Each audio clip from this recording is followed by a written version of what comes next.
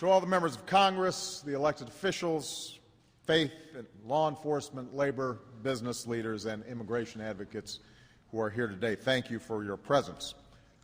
I want to thank American University for welcoming me to the campus once again. Some may recall that the last time I was here, I was joined by a dear friend and a giant of American politics, Senator Edward Kennedy. And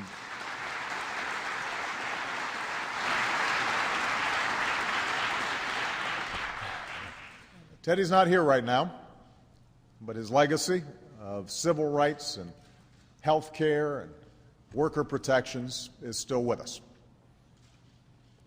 I was a candidate for president that day, and some may recall I argued that our country had reached a tipping point, that after years in which we had generated fear and resentments towards newcomers, particularly in times of economic upheaval.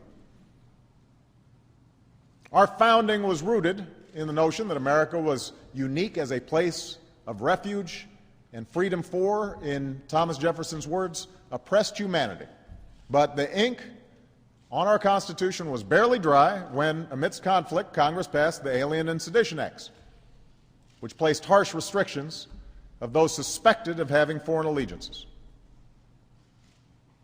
A century ago, immigrants from Ireland, Italy, Poland, other European countries were routinely subjected to rank discrimination and ugly stereotypes. Chinese immigrants were held in detention and deported from Angel Island in the San Francisco Bay. They didn't even get to come in.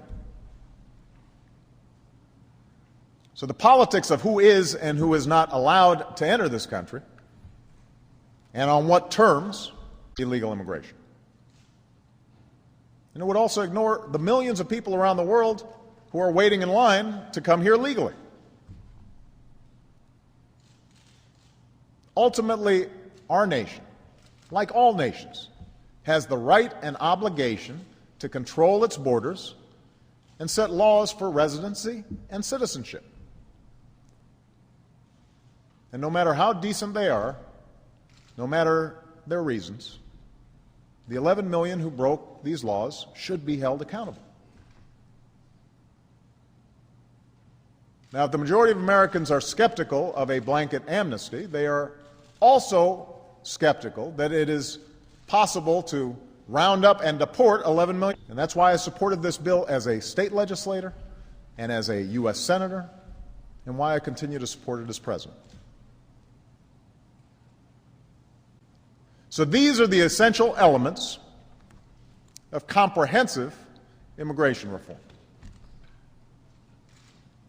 The question now is whether we will have the courage and the political will to pass a bill through Congress, to finally get it done.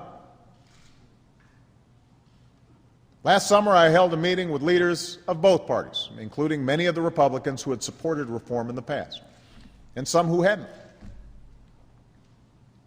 I was pleased to see a bipartisan framework proposed in the Senate by Senators Lindsey Graham and Chuck Schumer, with whom I met to discuss this issue. I've spoken with the Congressional Hispanic Caucus to plot the way forward and meet, and I met with them again earlier this week. I've spoken with representatives from a growing coalition of labor unions and business groups, immigrant advocates and community organizations, law enforcement, local government, all who recognize the importance of immigration reform.